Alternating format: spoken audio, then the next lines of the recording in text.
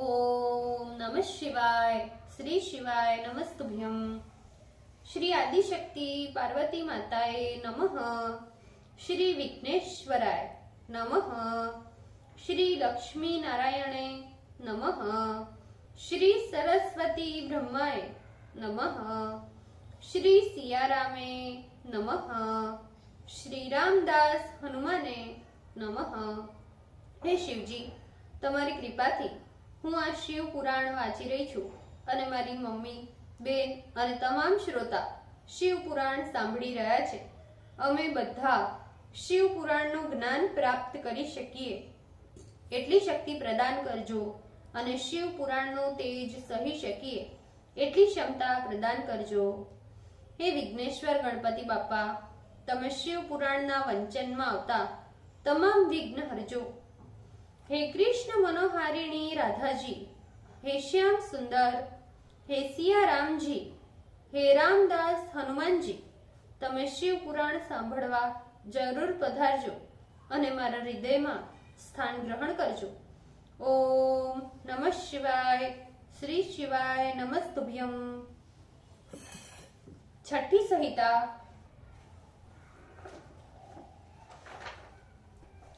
सप्तदशो अध्याय, page number 1612। Shiv Shakti निरूपण में स्कंद द्वारा सृष्टि के तत्वों का वर्णन।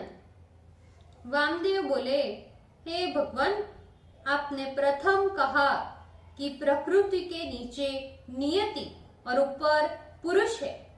अब अन्यथा कैसे कहते हैं? हे प्रभु, माया से जिनका स्वरूप ढका हुआ है उस जीव रूप पुरुष को तो माया से नीचे होना चाहिए। आप मेरा ये संदेह दूर कीजिए। स्कंद जी बोले, हे महामुने, ये अद्भुत शैववाद है जो किसी भी प्रकार द्वैत को नहीं हो सकता, क्योंकि द्वैत नश्वर है और अद्वैत अविनाशी है। सर्वज्ञ, सर्वकर्ता, निर्गुण एवं सर्वेश्वर शिव त्रिदेवों के जनक, ब्रह्म एवं सच्चिदानंद स्वरूप वाले हैं। वही महादेव शंकर अपनी माया से ही स्वेच्छया संकुचित होकर पुरुष रूप धारण करते हैं। कल आदि पंचक चुक के कारण ये भोक्ता बनकर स्वयं ही प्रकृति में रहकर भी प्रकृति के गुणों को भोगते हैं।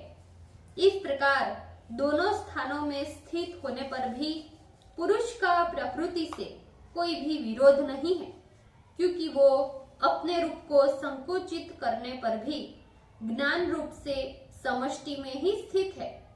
सत्वादी गुणों से साध्य एवं बुद्धि, अहंकार आदि तृतीयात्मक प्रकृति तत्व को चित्त कहते हैं।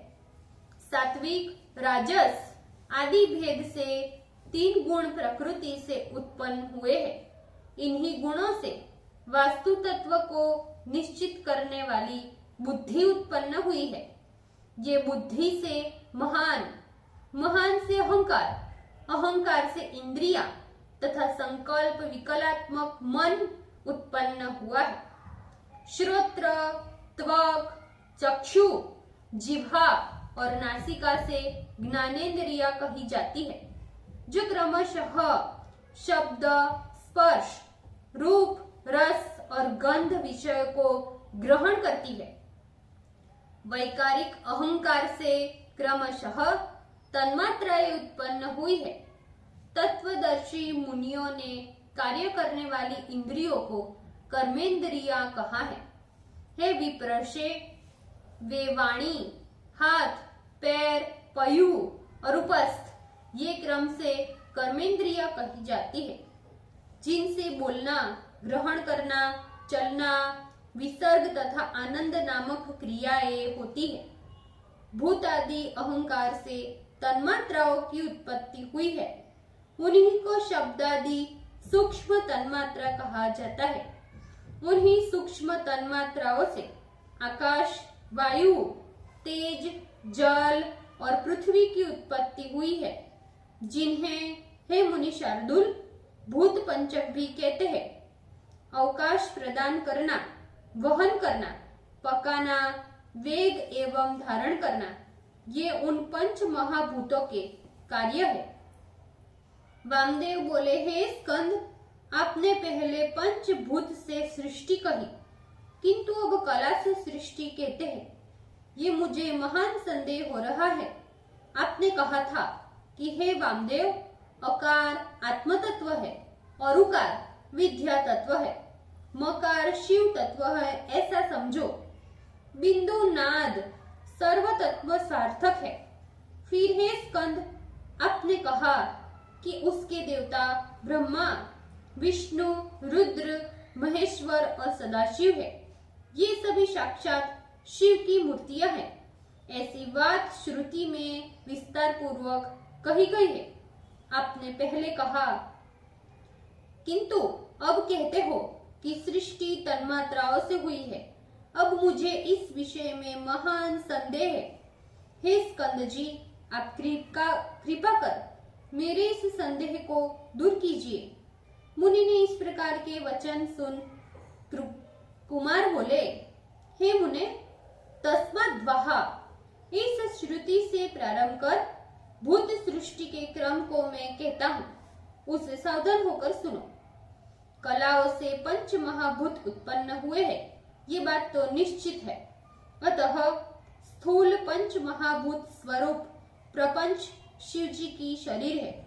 शिव तत्व से लेकर पृथ्वी तत्व पर्यंत तत्वों के क्रम से तन्मात्राओं के द्वारा सब कुछ उत्पन्न होता है।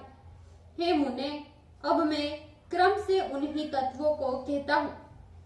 कला तथा तन्मात्राओं से एक ही वस्तु है जो समस्त भूतों के कारण है। हे ब्रह्मज्ञानी महामुने, इनमें विरोध नहीं करना चाहिए। इस स्थूल सूक्ष्मात्मक संसार में नक्षत्रों के सहित सूर्य एवं चंद्रादि ग्रह तथा अन्य ज्योतिगण उत्पन्न हुए हैं। ब्रह्मा, विष्णु एवं महेश्वर आदि देवता, समस्त भूत जात, इंद्र आदि दिक्पाल, देवताएं, पितरों, असुर, राक्षस, मनुष्य एवं अन्य प्रकार के जंगम प्राणी, पशु पक्षी, सारे कीट, पतंग आदि नाना भेद वाले सारे जीव, वृक्ष, गुल्म, लता, औषधि, पर्वत आदि 8 स्थावर पदार्थ, गंगादि नदियां, सप्त सागर, महर्षि आदि जो कुछ भी वस्तु जात है, वे सब कुछ इस प्रपंच से प्रतिष्ठित हुए हैं। हे मुनिराज, इसे बुद्धिपूर्वक जान ले। ये सारा स्त्री पुरुषात्मक विश्व शिव तत्वात्मक है। शिव ज्ञान विशारद आप जैसे बुद्धिमानों को इसी की उपासना करनी चाहिए। सर्वम ब्रह्म सर्वम रुद्र, इस बुद्धि से अर्थात ये सब कुछ ब्रह्म है, ये सब रुद्र है, इस बुद्धि से स्थूल प्रपंच की उपासना करनी चाहिए। श्रुति भी इस प्रपंच को ब्रह्म तथा रुद्र कहकर पुकारती है, इसलिए प्रपंच आत्मा सदाशिव है।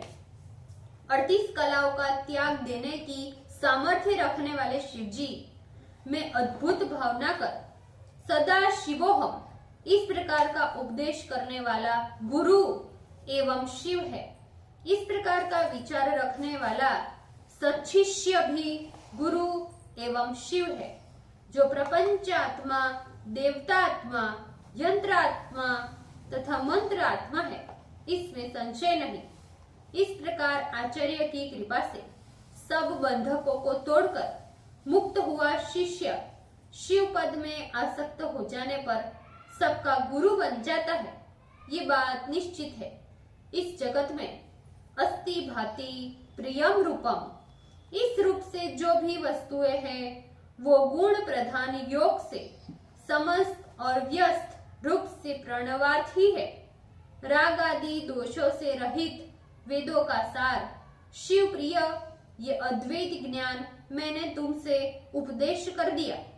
जो अहंकार में भरकर मेरी बात को झूठा कहेगा, वो चाहे देवता हो, मानव हो अथवा सिद्ध गंधर्व ही क्यों ना हो, मैं निश्चित ही उस दुरात्मा का शीर कालाग्नि के समान अपनी शक्ति से छेदन कर दूंगा, इसमें संदेह नहीं।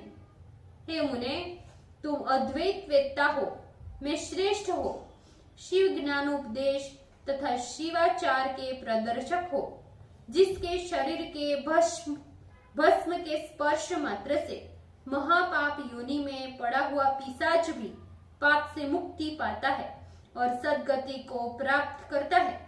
इस प्रकार के तुम त्रिलोकी का ऐश्वर्य धारण कर शिव योगी कहे जाते हो। बहुत तो क्या कहे, तुम्हारी दृष्टि के कण मात्र अवलोकन से पशु भी पशुपति बनता है। इस प्रकार के महात्म्य वाले तुमने जो मुझसे ये प्रश्न किया है, वे तो मात्र मुझे आदर देने की भावना से एवं लोक कल्याण की भावना से ही किया, क्योंकि साधु लोग लोक उपकार के लिए ही पृथ्वी में विचरण करते हैं। ये रहस्य सदा तुम्हारे में ही प्रतिष्ठित है। अतः तुम श्रद्धा एवं भक्ति से आदर पूर्वक अपने मन को प्रणव में लगाकर इस संसारी जीवों को भस्म और रुद्राक्ष माला धारण कराकर इनको परमेश्वर में युक्त का प्रयत्न करो और शिवाचार की शिक्षा दो, क्योंकि तुम शिव हो, शिव के समान लोक मंगल का आचरण करते हो, अद्वैत भावना को प्राप्त हो। अतः लोक रक्षा हेतु विचरण करते हुए अक्षय सुख प्राप्त करो। सुत जी बोले, इस प्रकार स्कंद द्वारा कहे गए वेदांत वचनों को सुनकर महर्षि वामदेव विनम्र हो कार्तिकेय को पृथ्वी में दंडवत कर एवं बहुशः प्रणाम कर शिव चरण कमल में मकरंद में विहार करते हुए भ्रमर के समान तत्वज्ञ हो गए। ओम नमः शिवाय। श्री शिवाय नमस्तुभ्यम। भूल चूक माफ करजो शिवजी, कृपा रखजो। આજના શિવ પુરાણના વાંચનનો પુણ્ય મને પ્રદાન કરજો શિવજી। ઓમ નમઃ શિવાય। શ્રી શિવાય નમસ્તુભ્યમ।